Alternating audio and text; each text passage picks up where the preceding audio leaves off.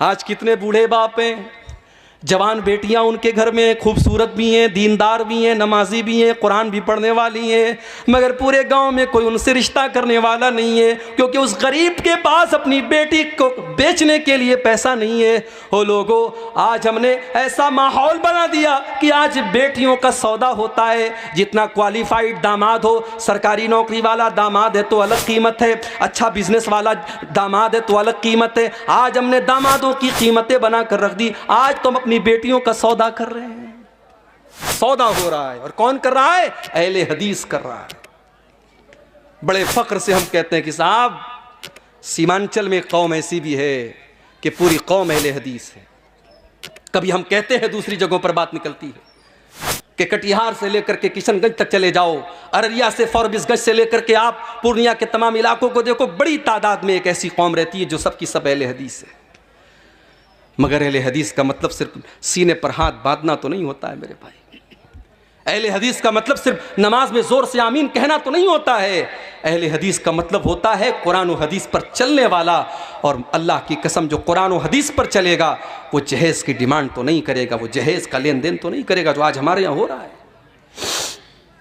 بیٹیوں کا سودا ہو رہا ہے، اور آج ہم نے ایسے حالات پیدا کر دیے کہ بیٹی پیدا ہوتی ہے تو نہ چاہ کر کے بھی باپ کی پیشانی پر بل پڑ جاتا ہے کہ یہ کیسی مصیبت میرے پاس آ گئی، اس کو پڑھانا بھی ہوگا، یہ جوان ہوگی تو زمانے کی گندی نظروں سے اس کو بچانا بھی ہوگا، جب یہ جوان ہوگی تو اس کو زمانے کی گندی نظروں سے بچانا بھی ہوگا، اس کو بے پردگی سے بھی بچانا ہوگا، اس کو بے حیائی سے بھی بچانا ہوگا، اس کے دوپٹے کا بھی خیال کرنا پڑے گا، اس کے کپڑے کا بھی خیال کرنا پڑے گا، اور جب بڑی مشکل سے یہ جوان ہو جائے گی تو پھر اس کے لیے جہیز کا انتظام کرنا پڑے گا۔ انسان کے دل میں یہ خیال آ ہی جاتا ہے کہ اللہ یہ کون سی مصیبت ہمارے گھر میں آ گئی، اس سے تو بہتر تھا کہ مجھے بیٹا ہو جاتا۔ ہم نے یہ حالات بنا دیے، ہم نے یہ حالات بنا دیے، ورنہ بیٹیاں تو رحمت ہوتی ہیں، بیٹیاں تو اپنے ماں باپ کے لیے جنت کی خوشخبری لے کر کے آتی ہیں۔ اللہ کے نبی فرماتے ہیں من ابتلی من هذه البنات شيئا كن له سترا من النار، جس کو اللہ تعالیٰ بیٹی دے دے اور بیٹی کے امتحان میں وہ کھرا اتر جائے، وہ بیٹیاں اپنے ماں باپ کو جہنم کی آگ سے بچائیں گی۔ ایک حدیث میں اللہ کے نبی نے فرمایا من آل جاریتین حتی تبلغا، جس کو اللہ نے 2 بیٹیاں دے دیں اور دونوں بیٹیوں کی اس نے اچھی پرورش کر لی، دونوں بیٹیاں جوان ہو گئیں۔ اچھا لوگ کہتے ہیں نا بیٹیاں پرایا دھن ہوتی ہیں، لوگ ایسا بولتے ہیں، معاف کیجئے گا یہ ہندوستان کا کلچر ہوگا، یہ ہمارے غیر مسلم بھائیوں کا کلچر ہوگا۔ بیٹیاں پرایا دھن نہیں ہوتی، بیٹیاں اپنا دھن ہوتی ہیں، بیٹیاں اپنا دھن ہوتی ہیں، اور ہم نے دیکھا ہے کہ ماں باپ آخری سانسیں لے رہے ہیں اور اسی گھر میں رہنے والا جوان بیٹا ایک بار پلٹ کر کے باپ کی اور ماں کی حال چال نہیں لیتا ہے، اور بیٹی بیچاری سسرال سے دوڑی دوڑی آتی ہے اور ماں کے بغل میں بیٹھ کر اور باپ کے بغل میں بیٹھ کر ان کی سیوا کرتی، ان کی خدمت کرتی ہے۔ بیٹیوں کو پرایا دھن سمجھنے کی یہ ذہنیت نکال دو میرے بھائیو، بیٹیاں ہمیشہ اپنی ہوتی ہیں، اور جس کو اللہ نے 2 بیٹیاں دے دیں، اور اللہ کے پیارے نبی کہتے ہیں کہ جس نے ان دونوں بیٹیوں کی پرورش کر لی یہاں تک کہ وہ دونوں بیٹیاں جوان ہو گئیں، تو قیامت کے دن وہ انسان اس حال میں آئے گا۔ اللہ کے نبی نے اپنی دونوں انگلیوں سے اشارہ کر کے فرمایا کہ جیسے یہ دونوں انگلیاں ایک دوسرے کے ساتھ ملی ہوئی ہیں، لگی ہوئی ہیں، بیٹیوں کی پرورش کرنے والا وہ باپ وہ ماں کل قیامت کے دن جنت میں میرے ساتھ اس طریقے سے رہے گا جیسے یہ دونوں انگلیاں ایک دوسرے سے ملی ہوئی ہیں۔ مگر ہم نے جہیز کی اس رسم کی وجہ سے ہم نے آج بیٹیوں کو بوجھ بنا دیا، اور افسوس کی بات تو یہ ہے کہ مولوی حضرات کے یہاں بھی جہیز لیا جا رہا ہے، مولوی بھی اپنے بیٹے کی شادی پر جہیز لے رہا ہے، اور مولوی بھی اپنی بیٹی کی شادی پر جہیز دے رہا ہے۔ جہیز دینا مجبوری ہو سکتی ہے، لینا مجبوری نہیں ہو سکتی ہے۔ اگر آپ لے رہے ہیں اس کا مطلب کہ آپ اس چیز کو جائز سمجھ رہے ہیں میرے بھائی، آپ اپنی غیرت کا اور اپنی عزت کا جنازہ خود نکال رہے ہیں۔ شادی کے پہلے دن جس بیڈ کے اوپر آپ سوتے ہیں وہ بیڈ آپ کو سسرال سے مل رہا ہے، جو شیروانی پہن کر کے آپ نکاح پڑھ رہے ہیں وہ شیروانی بھی سسرال کے پیسے سے مل رہی ہے، جو خوبصورت ٹائٹن کی گھڑی آپ نے 3-4 ہزار کی لگائی ہے وہ بھی آپ کو سسرال سے ملی ہے۔ تو آپ کس ٹائپ کے مرد ہیں؟ آپ کے ہاتھوں میں تو 2-4 چوڑیاں پہنا دی جانی چاہیے، آپ کو تو خاتون کا لقب مل جانا چاہیے۔ سوچئے میرے بھائیو، اس جہیز نے ہمارے نوجوانوں کو کاہل بنا دیا۔ میں کہتا ہوں میرے نوجوان ساتھیوں، تم اگر یہ طے کر لو اپنی کمائی سے، اگر بہترین بیڈ نہ ہوا، ایک معمولی بستر پر اور ایک معمولی چٹائی پر اپنی بیوی کے ساتھ ہم گزار لیں گے، جب اللہ طاقت دے دے گا ہم مسیری کا انتظام کر لیں گے۔ اگر تم یہ سوچ لو ٹھیک ہے ہمارے گھر میں فریج نہیں آئے گا، جب اللہ توفیق دے گا ہم فریج خرید لیں گے، تب تک ہم گھڑے کے ٹھنڈے پانی سے کام چلا لیں گے۔ ٹھیک ہے ہمارے گھر میں بائک نہیں ہے، ہم سائیکل کی سواری کر لیں گے، جب اللہ طاقت دے گا ہم فور ویلر لے لیں گے۔ یہ مزاج بنا لو، یہ ذہن بنا لو، اللہ کی قسم اللہ آپ کو برکت دے گا۔ لیکن یہ جہیز کی رسم تقریریں کرنے سے ختم نہیں ہوگی، عمل کرنے سے ختم ہوگی۔ جب آپ یہ سوچ لیں گے کہ ہاں اس رسم نے آج سماج کی بیٹیوں کی شادی کو مشکل بنا دیا ہے۔ بیٹی جوان ہوتی ہے 20 سال کی عمر میں، بیٹا جوان ہوتا ہے 20 سال کی عمر میں، اور اس جہیز کی رسم کی وجہ سے اور شادی بیاہ کی ان رسموں کی وجہ سے آج بیٹیاں 30 سال کو کراس کر رہی ہیں، بیٹوں کی عمر 25-30 سال کے پار ہو رہی ہے۔ اتنی عمر ہونے کے بعد ان کی شادی ہو رہی ہے۔ میرے بھائیوں، اتنی عمر تک اگر ان سے کوئی گناہ ہو جائے تو اس کا ذمہ دار کون ہوگا؟ اور آج تو حالات آپ دیکھ رہے ہیں۔ ابوالکلام صاحب شاید بیان کریں گے، انہوں نے مجھ سے کہا تھا آفتاب اور شردھا کا معاملہ آپ کے سامنے ہے۔ کوئی پہلا کیس تو نہیں ہے اس دیش کا، اس کے پہلے بھی ایسے کیس آئے کہ ظالم شوہر نے بیوی کے ٹکڑے ٹکڑے کر دیے، ظالم بیوی نے اپنے شوہر کے ساتھ بے وفائی کر کے گلا ریت دیا، اس کے بدن کے ٹکڑے کر دیے، مگر وہاں میڈیا کو مسالہ نہیں ملتا تھا۔ یہاں میڈیا کو مسالہ مل گیا کیونکہ نام ساتھ میں آفتاب کا آ گیا۔ فیس بک کے اوپر نارمل پوسٹوں میں کمنٹ آتا ہے کہ مسلمان سے شادی کرنے کے پہلے دیکھ لینا اس کے گھر میں فریزر تو نہیں ہے، کہیں تمہارے بھی بدن کے 36 ٹکڑے نہ کر دے۔ میرے پیارے ساتھیوں، سب کی جڑ یہ ہے کہ آج ہم نے اسلام کو بالائے طاق رکھ دیا، ورنہ یہ اسلام کی تو تعلیم ہی نہیں ہے کہ لڑکا اور لڑکی بغیر نکاح کے ساتھ میں رہیں۔ بھارت کا قانون اجازت دیتا ہے کہ لڑکا لڑکی بغیر نکاح کے ساتھ میں رہ سکتے ہیں، اس کو لیو ان ریلیشن شپ کہا جاتا ہے، مگر اسلام کی نظر میں یہ زنا ہے، اسلام کی نظر میں یہ بدکاری ہے، اسلام اس کی اجازت نہیں دیتا۔ ارے اسلام تو اس بات کی بھی اجازت نہیں دیتا کہ نکاح کے ٹائم آپ کے دل میں یہ مقصد ہو کہ میرا مقصد صرف اپنی سیکسول ڈیزائرز کو پورا کرنا ہے، اپنی جسمانی خواہشات کو پورا کرنا ہے۔ اگر صرف خواہش کو پورا کرنے کے لیے آپ نکاح کر رہے ہیں تو معاف کیجئے، نکاح کا یہ مقصد نہیں ہے۔ اللہ نے قرآن میں فرمایا محسنین غیر مصافحین، نکاح کا مقصد گھر بسانا ہے۔ آپ گھر بسانے کے لیے نکاح کر رہے ہیں، اس لڑکی کو آپ گھر میں لا رہے ہیں تاکہ ایک نیا پریوار بسائیں، ایک نیا گھر بنائیں۔ تو جہیز کی اس رسم کی وجہ سے بھی آج سماج میں بڑی برائیاں ہو رہی ہیں۔ اللہ نے فرمایا کہ اس کے پہلے کی موت آ جائے، اس کے پہلے کی موت آ جائے تم اللہ کے راستے میں خرچ کرو۔ جب موت آ جائے گی تو تم یہ کہو گے کہ اے اللہ کاش تو مجھے تھوڑا سا وقت اور دے دیتا تاکہ میں تیری راہ میں صدقہ اور خیرات کرتا۔ اللہ نے فرمایا وَلَن يُؤَخِّرَ اللَّهُ نَفْسًا إِذَا جَاءَ أَجَلُهَا، لیکن جب موت کا ٹائم آ جائے گا تو ایک سیکنڈ بھی کسی کو مہلت نہیں ملے گی، ایک سیکنڈ بھی کسی کو مہلت نہیں ملے گی۔ ایمان تو فرعون بھی لایا تھا، جی ہاں فرعون بھی ایمان لایا تھا۔ کب لایا تھا؟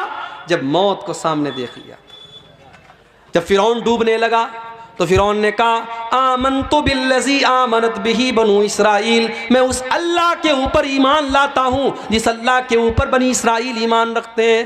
اللہ نے فرمایا الآن وقد عصیت من قبل، اے فرعون تو اب جا کر کے ایمان لا رہا ہے، اب تیرے ایمان لانے کا کیا فائدہ، تیری ساری زندگی تو گناہوں میں گزری ہے۔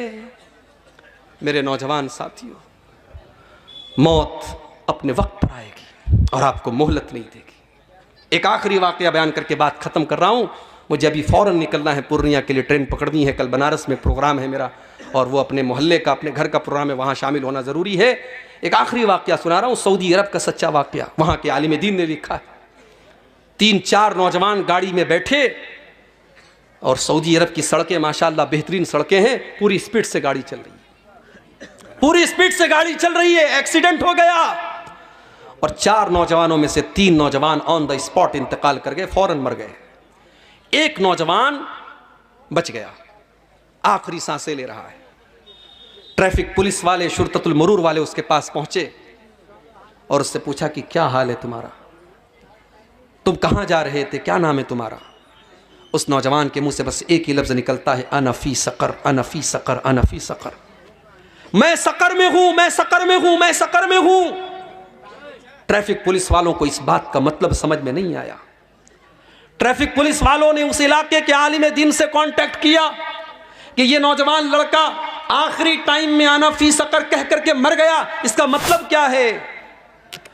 عالم دین نے، مولوی صاحب نے کہا کہ اس کا مطلب تمہیں قرآن کے 29ویں پارے میں ملے گا۔ قرآن کا 29واں پارہ اٹھاؤ، اللہ فرماتا ہے جب جنتی جنت میں جائیں گے، جب جہنمی جہنم میں جائیں گے تو جنتی جہنمیوں سے پوچھیں گے ما سلککم فی سقر، تم سقر کے اندر کیسے چلے گئے؟ سقر مطلب بہت خطرناک گڈھا، جہنم کا ایک نام سقر بھی ہے کیونکہ جہنم گڈھے کی طرح ہے، انسان اس کے اندر گرے گا، اس لیے جہنم کا ایک نام سقر بھی ہے۔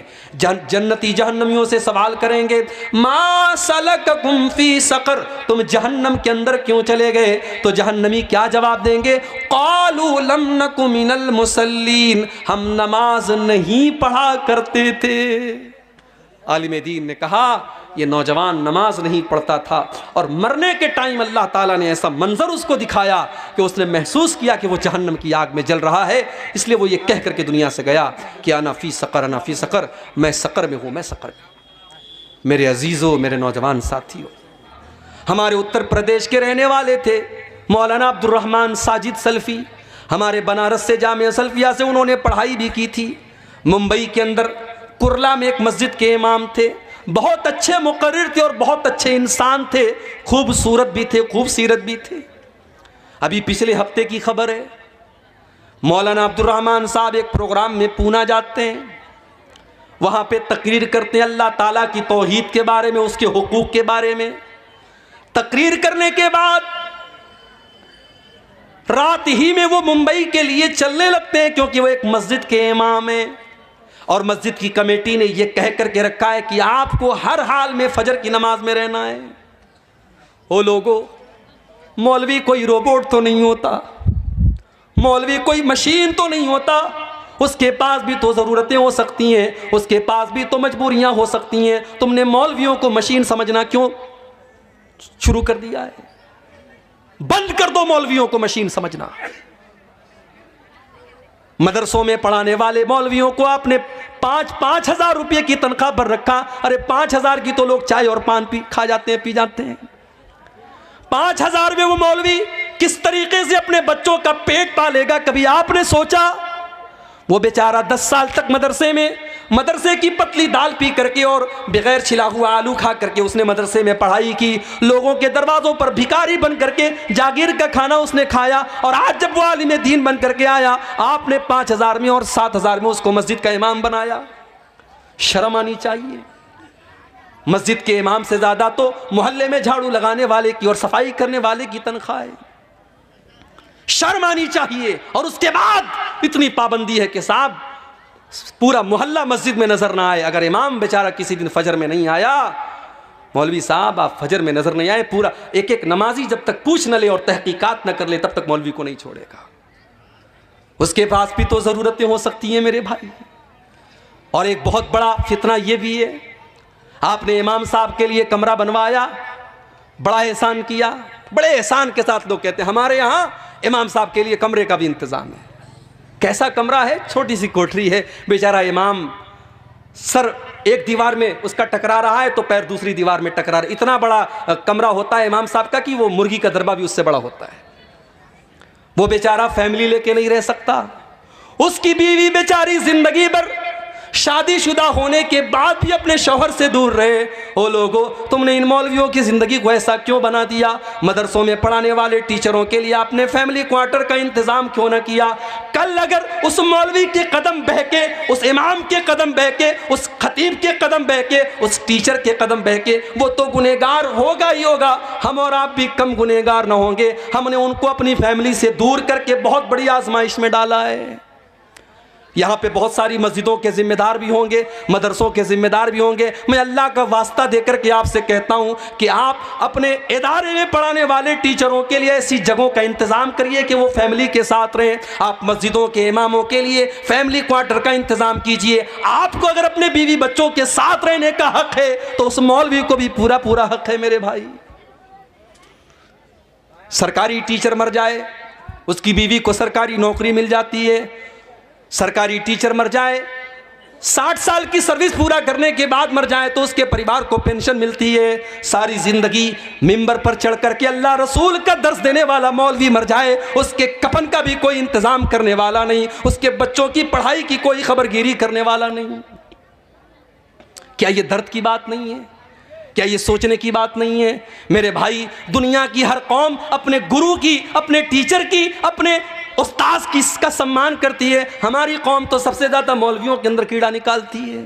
ٹھیک ہے، وہ انسان ہیں، ان کے اندر اچھے بھی لوگ ہیں، برے لوگ بھی ہیں، ان کے اندر کمیاں ہیں، کوتاہیاں ہیں، مگر یہ سوچو کہ آج کے اس دور میں وہی ہیں جو آپ کو اللہ کے بارے میں بتا رہے ہیں، رسول کے بارے میں بتا رہے ہیں، جنت کے بارے میں بتا رہے ہیں، جہنم کے بارے میں بتا رہے ہیں. اللہ کی قسم اگر یہ علماء دنیا سے چلے گئے، آپ کو کوئی کلمہ پڑھانے والا، آپ کو کوئی قرآن بتانے والا، آپ کو کوئی اللہ کے بارے میں بتانے والا نہ ملے گا. مولوی بیچارے مر جاتے ہیں، ان کے بعد ان کے بچوں، ان کے پریوار کا کیا ہوتا ہے کوئی پوچھنے والا نہیں. عبد الرحمن سلفی صاحب، فجر کی نماز پڑھانا ہے، بہت جلدی ہے. انہوں نے ٹیکسی پکڑی، ممبئی سے، پونا سے ممبئی کی ٹیکسیاں چلتی ہیں، شیئرنگ ٹیکسیاں.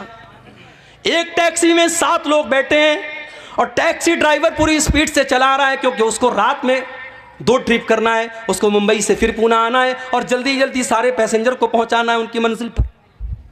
رات کے 11-12 بجے کے بیچ کا ٹائم ہے. ممبئی اور پونا کی ہائی وے پر ڈرائیور نے گاڑی کا کنٹرول کھو دیا. گاڑی بائیں سائیڈ میں، بہت بری طریقے سے گاڑی کا ایکسیڈنٹ ہوا اور 7 لوگوں میں سے 6 لوگ آن دا اسپاٹ مر گئے.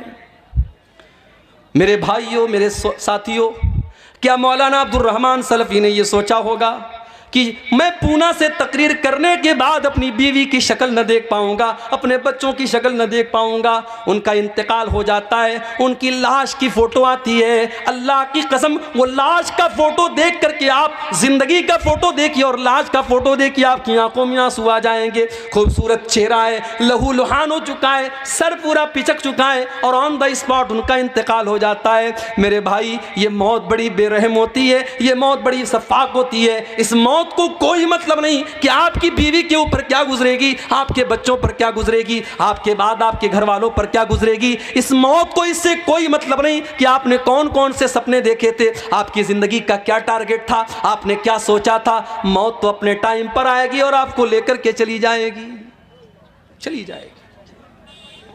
وَأَنفِقُوا مِمَّا رَزَقْنَاكُمْ مِنْ قَبْلِ أَنْ يَأْتِيَ أَحَدَكُمُ الْمَوْتُ. اے ایمان والو، ہم نے تم کو جو روزی دی ہے تم اس میں سے خرچ کرو اس کے پہلے کہ موت آ جائے. فَيَقُولَ رَبِّ لَوْلَا أَخَّرْتَنِي إِلَىٰ أَجَلٍ قَرِيبٍ. اور جب موت آ جائے گی تو انسان کہے گا، اے اللہ تھوڑا سا موقع اور دے دیتا، تھوڑا سا ٹائم اور دے دیتا. اے اللہ بہت پیسہ میرے بینک میں رکھا ہوا تھا، میں تیری راہ میں صدقہ کر دیتا. اے اللہ میں تیرے راستے میں دے دیتا. اللہ. لیکن موت کے بعد سوائے پچھتانے کے ہمارے ہاتھ میں کچھ نہیں آئے گا. موت کے بعد انسان دوبارہ دنیا میں آنے کی تمنا کرے گا، لیکن بہت ساری آرزویں ایسی ہوتی ہیں جو کبھی پوری نہیں ہو سکتی. مرنے کے بعد کبھی دنیا میں کوئی واپس نہیں آیا ہے. کبھی رات میں کمرے میں آپ لیٹے ہوں اور لائٹ چلی جائے تو عورتیں تو ڈر جاتی ہیں، بچے ڈر جاتے ہیں، بالکل اندھیرا ہو جاتا ہے. ہم بھی ڈر جاتے ہیں. انسان بالکل اندھیرا ہو جائے تو انسان سوچنے لگتا ہے کہاں جائے، دروازہ کدھر ہے، سوئچ کدھر ہے، سامان کدھر ہے. انسان سوچنے پر مجبور ہو جاتا ہے. او لوگو، جب رات میں کبھی آپ کمرے میں تنہائی میں ہوتے ہیں اور لائٹ چلی جائے، اندھیرا ہو جائے، کیا آپ اس وقت کے بارے میں نہیں سوچتے جب آپ اپنی قبر میں ہوں گے اور وہاں بھی اس سے زیادہ اندھیرا ہوگا اور وہاں پر آپ کو بچانے والی کوئی بیوی نہ ہوگی، وہاں پر آپ کو بچانے والے کوئی ماں باپ نہ ہوں گے، کوئی رشتہ دار نہ ہوگا. اس موت کے بارے میں، اس قبر کے بارے میں ہم کیوں نہیں سوچتے؟ اس موت کے بارے میں ہم کیوں نہیں سوچتے؟ موت کے آنے کے بعد انسان یہ تمنا کرے گا کہ کاش ہمیں دوبارہ دنیا میں آنے کا موقع دے دیا جائے۔ اللہ نے فرمایا قرآن کے 18ویں پارے میں حتی اذا جاء احدهم الموت، جب موت کا ٹائم آتا ہے انسان یہ کہتا ہے قال رب ارجعون، اے اللہ تو ایک مرتبہ مجھے دنیا میں دوبارہ لوٹا دے، لعلی اعمل صالحا، اے اللہ میں دوبارہ دنیا میں جانے کا چانس مانگ رہا ہوں، اس لیے نہیں کہ بیٹی کی شادی کرنا ہے، اس لیے نہیں کہ بیوی کے نام بینک بیلنس کرنا ہے، اس لیے نہیں کہ مکان بنوانا ہے، اس لیے نہیں کہ بیٹی کے جہیز کا انتظام کرنا ہے۔ بڑے درد کے ساتھ آپ سے گزارش کرتا ہوں کہ اپنی جوانی کا مس یوز کرنا بند کر دو، یہ موبائل کا غلط استعمال کرنا بند کر دو۔ دو چیزوں کی گارنٹی لے لو، دو چیزوں کی گارنٹی لے لو، اپنے نوجوان بھائیوں سے بھی کہتا ہوں، اپنی ماں بہنوں سے بھی کہتا ہوں۔ اللہ کے نبی نے فرمایا دو چیزوں کی مجھے گارنٹی دے دو، میں تمہیں جنت کی گارنٹی دیتا ہوں۔ ازمن لکم الجنہ، دو چیزوں کی گارنٹی دے دو، میں جنت کی گارنٹی دیتا ہوں۔ ایک زبان کی گارنٹی دے دو، زبان کی گارنٹی دے دو کہ زبان کا غلط استعمال نہیں کریں گے، جھوٹ نہیں بولیں گے، غیبت نہیں کریں گے، چغلی نہیں کریں گے، گندی باتیں منہ سے نہیں نکالیں گے۔ اور دوسرے شرمگاہ کی گارنٹی لے لو کہ زنا اور بدکاری کے قریب نہیں جائیں گے۔ زنا کرنا یہ تو آخری گناہ ہے، زنا کے قریب لے جانے والی چیزیں۔ آپ کسی غیر محرم لڑکی سے بات کر رہے ہیں، آپ کو جتنا بھی کانفیڈنس ہو اپنے اوپر کہ ارے میں اس حد تک نہیں جاؤں گا، لیکن آپ نے زنا کے راستے پر اگر قدم رکھا ہے تو اس بات کا خطرہ بہرحال موجود ہے کہ کل آپ اس دلدل میں پھنس جائیں گے۔ تو ان دو چیزوں کی اگر ہم کو گارنٹی دے دے میرے بھائیوں، تو اللہ کے نبی کہہ رہے کہ میں تمہیں جنت کی گارنٹی دے دوں۔ یہ چند باتیں تھیں ان دونوں آیتوں کے متعلق جو سورہ منافقون کی آخری دو آیتیں ہیں۔ اللہ سے دعا ہے رب العالمین ہم سب کو اپنے اعمال کی اصلاح کرنے کی توفیق عطا فرمائے۔ رب العالمین ہمارے نوجوانوں کی، ہمارے ماؤں بہنوں کی خاص طور سے اصلاح فرمائے، جب تک ہمیں دنیا میں زندہ رکھے اسلام پر زندہ رکھے، اور ہم سب کا خاتمہ ایمان پر ہو، آمین۔ وآخر دعوانا الحمدللہ رب العالمین، والسلام علیکم ورحمۃ اللہ۔